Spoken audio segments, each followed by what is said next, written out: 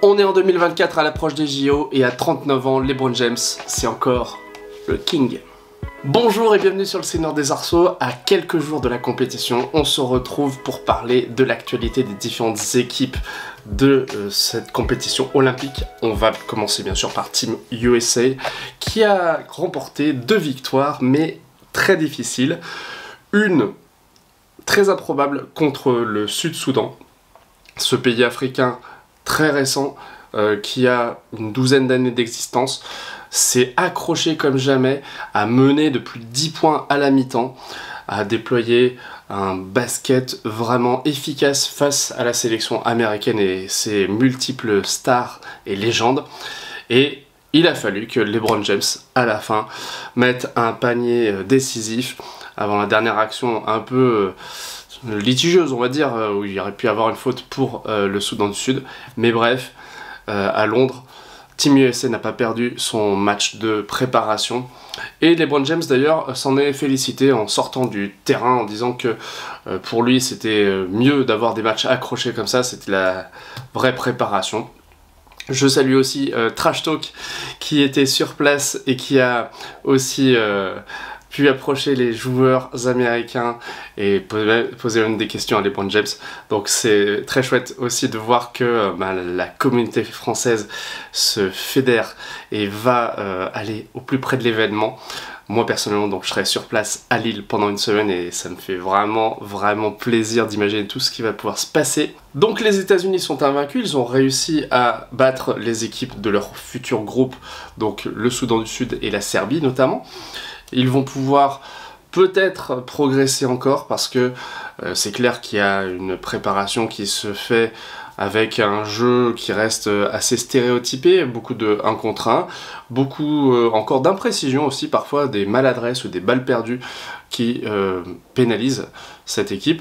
Et puis, moi j'ai envie de dire sur la constitution de l'équipe, on a effectivement des superstars, on a des MVP, des champions à l'appel, des futures légendes, des peut-être GOAT, mais on a quand même des joueurs qui sont habitués à être l'option numéro 1 de leur équipe, ou option 2 grand maximum, et là il faut quand même que chacun trouve son rôle, les stats ne sont pas aussi clinquantes qu'en club, il faut trouver sa place, et ça c'est pas si facile que ça, y compris pour des joueurs hyper talentueux.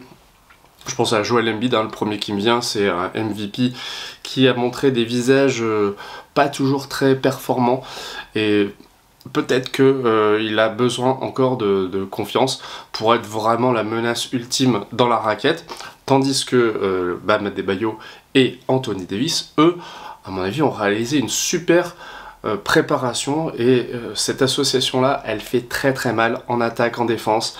On a des joueurs qui sont mobiles, qui sont capables de shooter à quelques mètres du panier. C'est peut-être un peu ce qui nous manque en équipe de France, en dehors de Victor Wembanyama. Mais on va s'occuper d'eux juste après.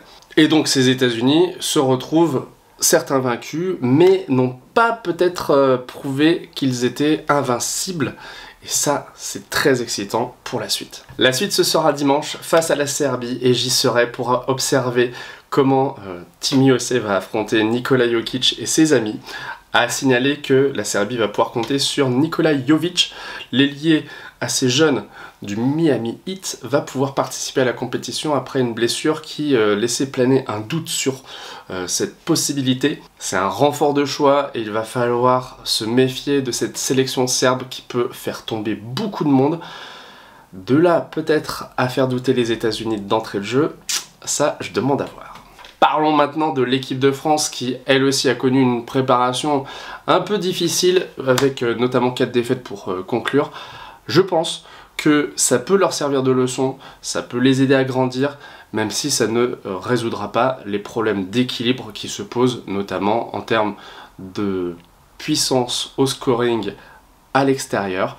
On avait un quatuor intérieur sur le terrain, même avec Poirier qui était blessé, qui pouvait vraiment faire la différence, et pourtant on s'est assez peu appuyé sur ces forces-là, même si Guerschon Yabusele et Victor Wembanyama ont été vraiment très convaincants, encore que perfectibles bien sûr. En tout cas, sur les postes extérieurs, difficile de dégager une très grosse satisfaction. On a des joueurs qui ont très peu joué en NBA ou ailleurs sur certains postes. On a des joueurs qui n'ont pas une adresse naturelle vraiment très forte. On a des joueurs très spécialisés, on va dire axés par exemple sur la défense. Et le basket, ça joue des deux côtés du terrain, donc c'est compliqué d'être hyper optimiste pour cette équipe de France. Pourtant, moi je pense que la progression peut se faire crescendo. Ils ont encore un petit peu le temps. Il faut quand même battre le Brésil, que ce soit d'un point ou de 25, peu importe, mais il faut battre le Brésil pour ensuite arriver plus serein face au Japon, s'ouvrir les portes de Paris-Bercy et ensuite affronter l'Allemagne. Voilà, étape après étape, essayer de se rassurer. Les joueurs ne sont pas alarmistes, ils insistent sur le fait que c'est de la préparation. Nicolas Batum a dit que lui, il a connu beaucoup de préparations comme ça qui étaient pas terribles et finalement ça ne veut rien dire au final. Il y a un monde où l'équipe de France finit première de son groupe et du coup tombe sur une équipe peut-être un peu moins forte ou à sa portée et franchit une ou deux étapes supplémentaires pour aller peut-être accrocher et décrocher une médaille, ça serait génial, mais le parcours reste difficile et on verra donc à partir de samedi 27 à 17 h ce que ça va donner et j'y serai. D'ailleurs n'hésitez pas à me dire ce que vous souhaiteriez que je fasse pendant ces JO pour peut-être vous faire vivre l'événement encore mieux que si vous étiez devant votre télé.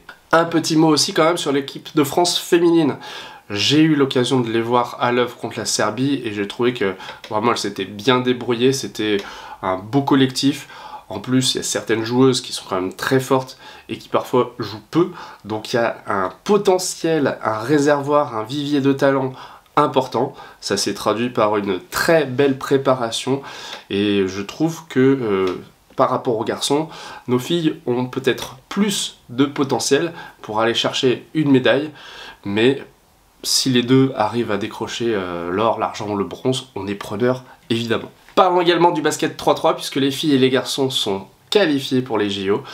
Les filles sont emmenées par Laetitia Guapo, Clermontoise, que j'ai vu d'ailleurs à Clermont gagner 2 fois le tournoi international avec son équipe de France.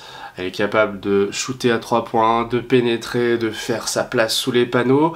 Et elle est en couple avec le joueur majeur de l'équipe de France masculine. Donc à deux, ils s'entendent très bien. Je trouve que c'est très rafraîchissant de les voir. Et surtout, sur un terrain, ils sont impressionnants dans leur catégorie. Donc on pense également à eux pour les chances de médaille françaises.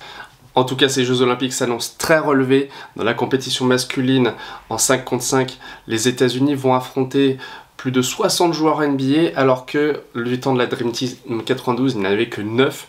Donc ça montre aussi à quel point c'est un sport qui est devenu mondial, global.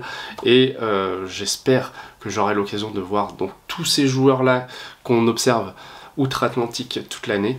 Et là, sur un terrain pour leur pays, qui vont pouvoir défendre des couleurs et offrir, je pense, de belles performances aux spectateurs sur une compétition qui est assez ramassée et concentrée. Il ne faudra pas trop se tromper parce qu'il y aura guère d'occasion de se rattraper.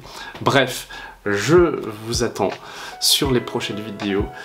J'espère que je vous ferai vivre l'événement du mieux que je pourrai. Et à bientôt sur le Seigneur des Arceaux.